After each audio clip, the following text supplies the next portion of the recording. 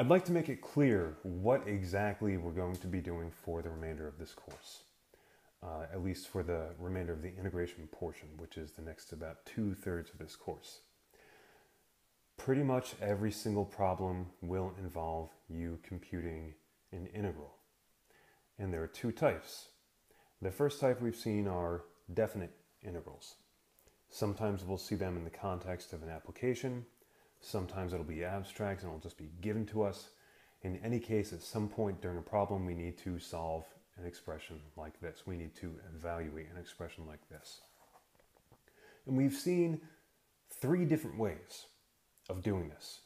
We've seen approximation, we've seen using known geometric areas, and we've seen the fundamental theorem of calculus part 2.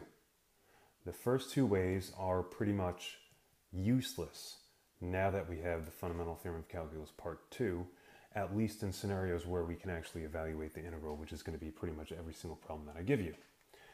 So, first of all, we are not estimating integrals anymore. We are not computing integrals by saying, oh, this is a triangle and I know the area of a triangle, let me compute that anymore. We are exclusively using the fundamental theorem of calculus part 2 to evaluate definite integrals. Now the fundamental theorem of calculus part 2 says to evaluate a definite integral, the first thing you do is you find an antiderivative of the integrand, little f of x. We find an antiderivative of it, which is we're calling capital F. That it's an antiderivative means that capital F prime is equal to little f. And then you plug in the limits of integration. You take capital F of b, which is the upper limit, and subtract capital F of a, which is the lower limit. This second step, plugging in the limits, is pretty much just algebra, arithmetic, whatever. It's not the most important part, at least in terms of how much work you have to put into doing it. It is the finding the antiderivative step that is a lot of work. In fact, that is going to be the majority of the work that we are doing, whether we're doing definite integrals or this other kind of integral that we're about to talk about. So, the majority of the next 2/3 of the course is going to be you learning how to evaluate antiderivatives. So I had some good questions, which are, well, what is the notation for an antiderivative? Is it just, if we have the function in the integral written as little f, is it just writing big F? And that would be a fine convention, except, well, what if I now want to evaluate an antiderivative, or I want to evaluate a definite integral involving this function capital F?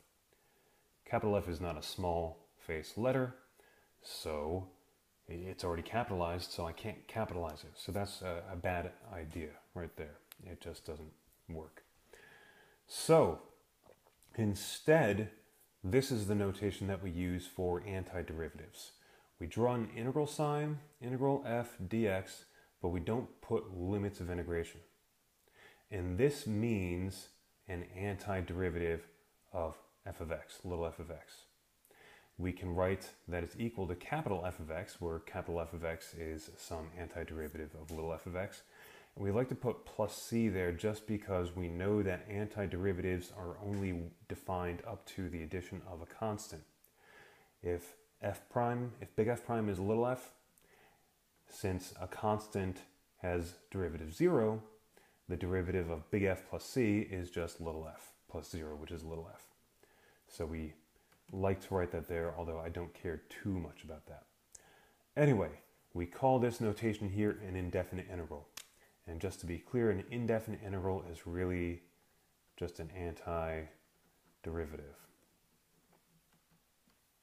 All right, so here are our basic facts and our basic indefinite integrals. And these are really the same as our basic facts about antiderivatives and our basic antiderivatives that I talked about in our last set of videos. I think it was video 2 from lecture 3. But just to underscore how important these are, and also just to make it clear what you really need to get down right now, I'm going to go over this again.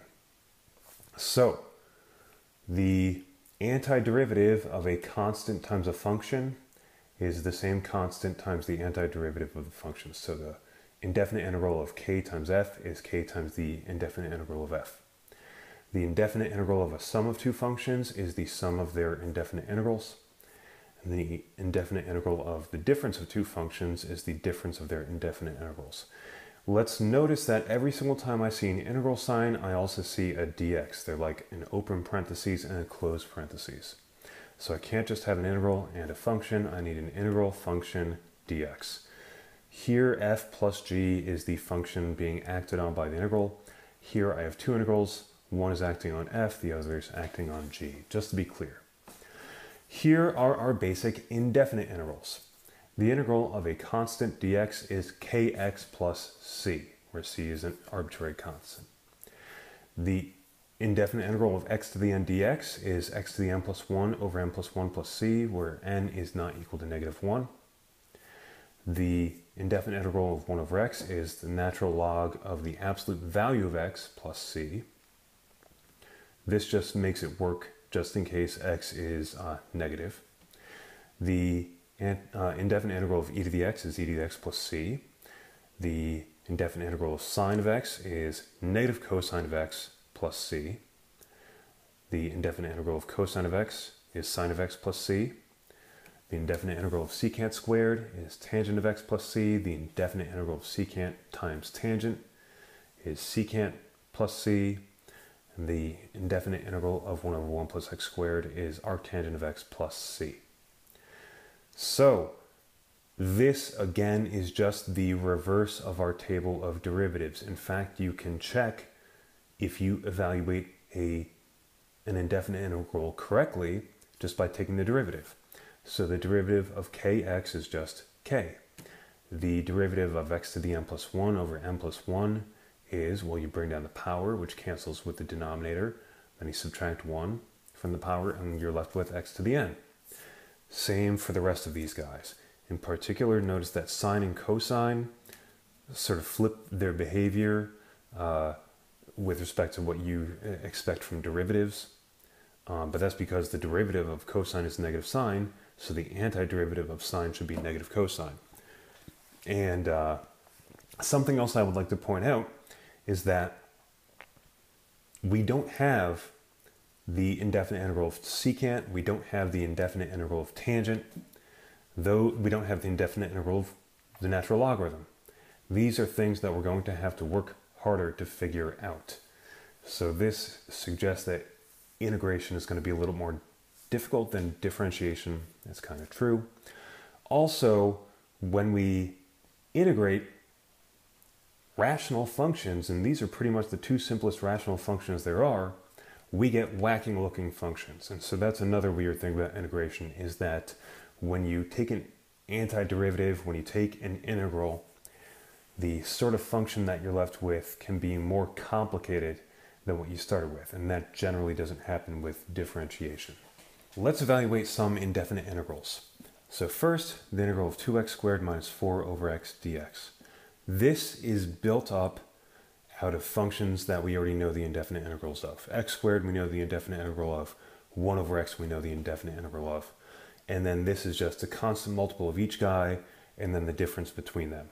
So let's break this up according to our rules. So first of all, the integral of a difference is the difference of the integrals. So I end up with the integral of 2x squared dx minus the integral of 4 over x dx. Next, I'll pull out these constant multiples, and I get the integral of 2 times the integral of x squared dx minus 4 times the integral of 1 over x dx. Finally, these are things that I know. I get 2 times, I increase the power by 1 to get x cubed. I divide by my new power to get 3, or over 3. So that's my antiderivative of this, minus 4 times the natural logarithm of the absolute value of x plus c. Now, technically, I suppose I could write plus c here and plus c here, but they're two arbitrary constants and I'm putting them together. And when you add two arbitrary constants together, even if you multiply them by some numbers, you just get some other arbitrary constant. So we just typically just write a single plus c at the end. If you would like to check that you got this correct, take the derivative. The derivative of 2x cubed over 3 gives you 2 times 3x squared over 3. The 3's cancel out, leaving you with just 2x squared. Great. The derivative of log of x, even with the absolute values, is just 1 over x, so that gets you back there. Great. Over here, we see a ratio of trig functions, sine of theta over cosine squared theta, and in the denominator, cosine is squared. Now, we don't have any rules for what to do with a ratio or a power. This is not just going to be the integral of sine of theta d theta over the integral of cosine of theta d theta squared. We can't just be cavalier like this. We don't have any rules that tell us what to do with quotients, powers, whatever. So just get that out of your head. Instead, at this moment, all we have to work with is our table of basic integrals and what are called linear combinations of them: constant multiples, sums, differences. This I have to be able to write in terms of our basic functions that we know the indefinite integrals of. And this isn't just sine, this isn't just cosine, it's sine over cosine squared. So really my best bet is that this is probably going to be either equal to, and I'm talking about the integrand here, it's going to be either the same thing as secant times tangent or as secant squared after some manipulation. So that's what we're going to do here. We're going to manipulate. Now, if you remember that 1 over cosine is equal to theta, you see that this is 1 over cosine is equal to secant. You'll see that sine of theta over cosine squared of theta is the same thing as sine of theta times secant squared. Well, we still got a sign there. So instead, let's see if maybe we can manipulate this to look like something else.